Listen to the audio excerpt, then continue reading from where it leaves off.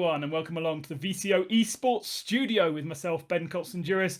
Wonderful to have you along, and I hope you were watching the first round of the Pro Sim that happened last week on Tuesday evening. It was an absolutely spellbinding triple amount of races, all won by Team Redline, and so therefore tonight we thought we'd celebrate that, even though we're nearly into the second round, which is happening tomorrow. And one of the winners was, alongside Maximilian Benecke, this man, Chris Lulham. So let's find out a little bit more about Chris and Team Redline and all the rest of it. Thank you very much for joining us, Chris. Yeah, no worries. It was a good race, good fun. I'm looking forward to the rest of the season. Yeah, so let's talk a little bit about you, your career, how you got involved with Team Redline, because ultimately Team Redline for me in my head is all about those absolutely pinnacle sim races and some incredible names from the world of real racing. Now you cross borders because you are both, right? You've done well. You're a vice champion in karting 2 or 3 times over, or European champion as well. So you really have a pure real racing background. Yeah, no, I karted since I was like seven years old, all the way through European ranking, vice world champion in 2017. But yeah, how I sort of came to be in this team was mainly through Daniel Cadea. Um, and he sort of got me in contact, got me involved, and yeah, it's worked really well this year. A bunch of events, a few wins, and tied podiums with teammates winning and everything. A nice dropped name in there. Danny Ukadea, bigger man we spoke to a couple of weeks back. How did that relationship come about? That initially came from an old team, AAA, which I don't. It's not really a thing anymore. But yeah, we sort of came in contact with racing together there, and he made the switch over to Redline last year, and he was the one that mainly got me in contact. Yeah, and now now I have so many more names I race alongside with, and I get to work with, which is really cool. Must be incredible, especially for a guy of your age, quite young, and seeing all of these races in their 30s. All right, Max Verstappen isn't necessarily, but it feels like he's been around for so long. You partnering all of these legendary drivers. What does it feel like jumping into the Discord server every day and seeing those names? Oh yeah, I mean, firstly we get along. We all get along really well. Like we're also friends, not just teammates. I think that's also quite important. But yeah, no. Initially, it was really daunting. I think one of my first events was the Nordschleife 24 hour. I didn't really know the track. I'd never really raced there before, and then I was thrown straight into a car with Benecke, Verstappen, and the Nordschleife 24 hour, which which we did eventually win. But that Nice. was extremely daunting at the beginning. Yeah, absolutely. But you still had a little bit of real world background. What came first for you? The karting. You said you started when you were 7. So why sim racing when, in theory, you must have been karting most weekends and testing most weeks?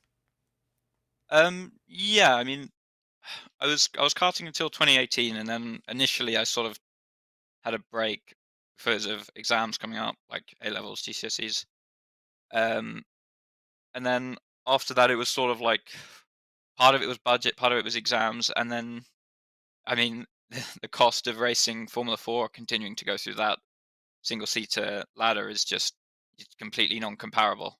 And at the time, I was really enjoying the sim racing stuff, which I eventually put more and more time into as I sort of bled off racing in real life so much.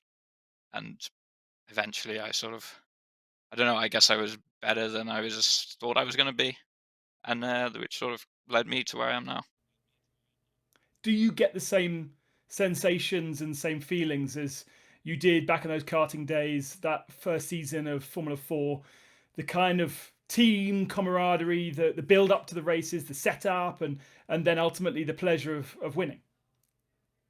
Um, I would say from a competition point of view, I would say I actually prefer sim racing. Like I would say the racing is better. You don't have the fear of what injury or you don't get the sensations of racing in real life that you do in sim, the G forces, whatever, the strain on your arms, neck. But no, I do really enjoy this, and I wouldn't say I prefer racing in real life. I really enjoy what I do now as well. So, has it replaced it then? I mean, do you have any plans to get back into a single seater or into GT racing, perhaps after university, or is this now it? Are you now as much of a pro sim racer as you could possibly be? Yeah, I would say it replaced it because I sort of when we sort of knew that I wasn't going to do another full season or go at it properly, I would have rather gone properly into sim racing. So I bought all the gear I needed straight away, right from the beginning. I had a full proper rig and everything. And yeah, for now it's fully replaced it. But in the future, I would like to get back into it. But right now, I don't really see that avenue as I am at uni now. But yeah, I was about to say you're at university studying engineering or Yes, yeah, motorsport stuff, yeah. Next year I'll be uh, studying motorsports engineering. and you're at the best university there is in the UK, Oxford Brookes. I say that completely biased. It also has a fantastic society for motorsport as well. And we had multiple championships in the karting days. But anyway, Yeah. back to sim racing. How do you fit them both in? Because I know from experience, I did 1 year of motorsport engineering and bailed out of it because I wanted to have more time to myself. How can you do that and sim racing to the level that you need to do with all the practice and setup work? Well, since since I moved living alone, it's much easier, I would say. But I would say I have more free time now than I did in school last year, to be honest. Sure. But obviously, I think later years that's going to change. But right now, I definitely have all the time I need to invest into it, probably more than I had before. And it's obviously doing sensationally well because it seems as though every time you jump into a partnership with Redline, you're at the very pinnacle of every race you're doing. Yeah, no, I mean, this year has gone really well. To be fair, I wasn't expecting it coming into this year, but the team and everything everyone we've worked with has just done exceptionally well. So yeah, I can't really complain about anything. And what is the ambitions? Certainly for this year, you've had so many successes. Obviously, the VCO ProSim only just kicked off, but you're leading the championship, so in theory, that's got to be a target. Have you got things that you want to win in over this year, 2 years? Um, Next year, I'm pretty sure I will just compete in anything that pops up iRacing wise in the pro scene there. But obviously, right now the focus is this VCO Pro Sim series with me and Max, and also BMW Sim Live at next weekend is our sort of main focus aside of this series. And is that on site or you're at home for that one? I think it was supposed to be on site, but it was cancelled Yeah. for, I guess, COVID reasons. But no, this year it will be an online event, unfortunately. Have you done many arena on site things? Because presumably you've come into this, you're relatively new to the world of sim racing, so you've come in during COVID and have missed out on those big arena events. Yeah, no, I've never competed on any other rig before. I've never been in any LAN event for sim racing or anything like this because, well, yeah, I sort of started investing more time into it middle of 2019, end of 2019, I would say. So yeah, I sort of decided to get to a high level around 2020, which is obviously when everything sort of stopped happening. So no, Yeah, I would like to do something like that, but I haven't had the chance to yet.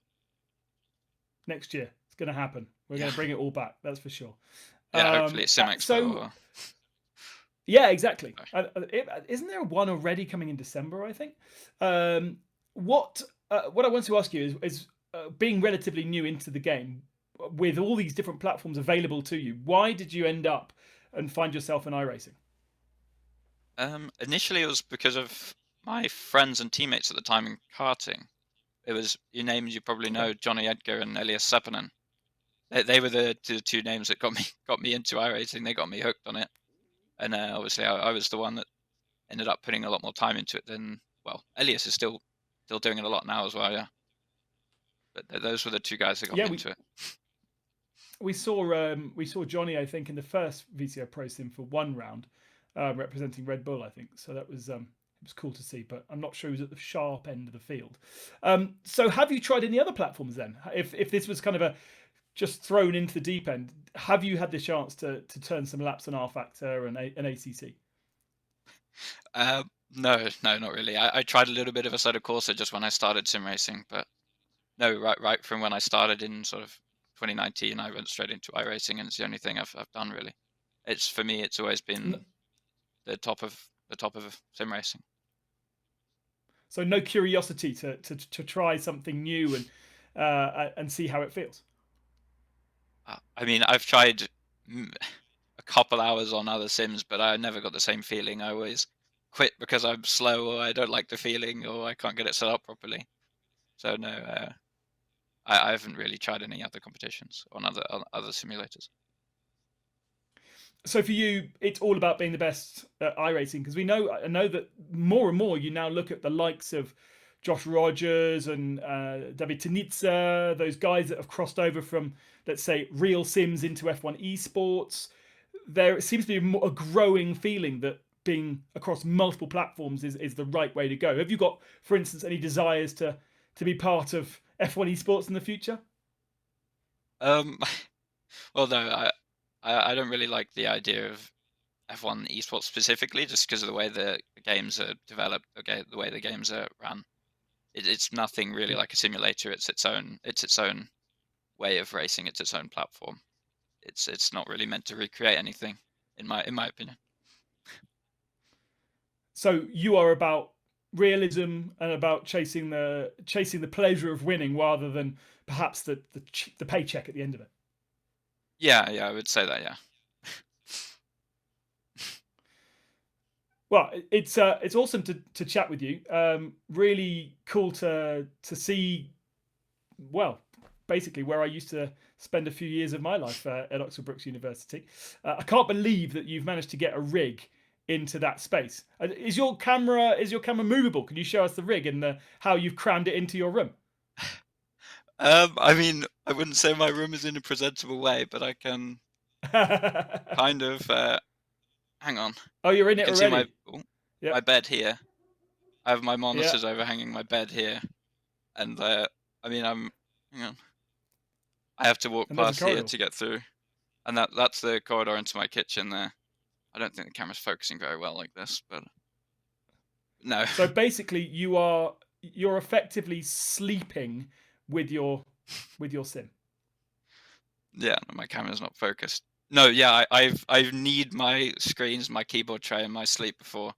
It's not it's not ideal, but you got to do what you got to do. At least And on a 24-hour race, you can just roll straight into bed. yeah, no, I've left my sim running while I've been sleeping here, and I've had nightmares. I've literally had nightmares of watching my car crash from my bed. But uh, no, yeah, it's good. It's I'm always in it basically. Wow. Any time to go out and have a beer in town? Is it still Uh, called Fuzzy Ducks? no, I don't know what that is. No, No. no, I have no idea. That was a club when I was a very long time ago. Oh, I wouldn't know. I've only been here a few weeks now. Okay. Hunt out what used to be called Fuzzy Ducks. It's a very good place to have a few drinks and enjoy Oxford Brookes. I'll keep an eye out. Yeah. Cool, Chris. Thank you very much for joining us. Congratulations again on the VCO ProSim win for round one. But we go straight into round two, effectively tomorrow, and that brings us to the halfway point of the season because it's just a 4-round championship, and therefore every point really counts. And Chris partnering with the legend that is Maximilian Benecke. I'm not sure if he's still got the most best I rating on iRacing, but for many a long time he did. It's great to see Team Redline right at the sharp end. So Chris will be with us on 8 o'clock on Tuesday evening. And of course, you can join us every Monday evening whilst we've got the Pro Sim on at 8 o'clock to hear from another of our guests in the studio. Thank you again for joining us. And until next time, enjoy your sim racing. Bye bye.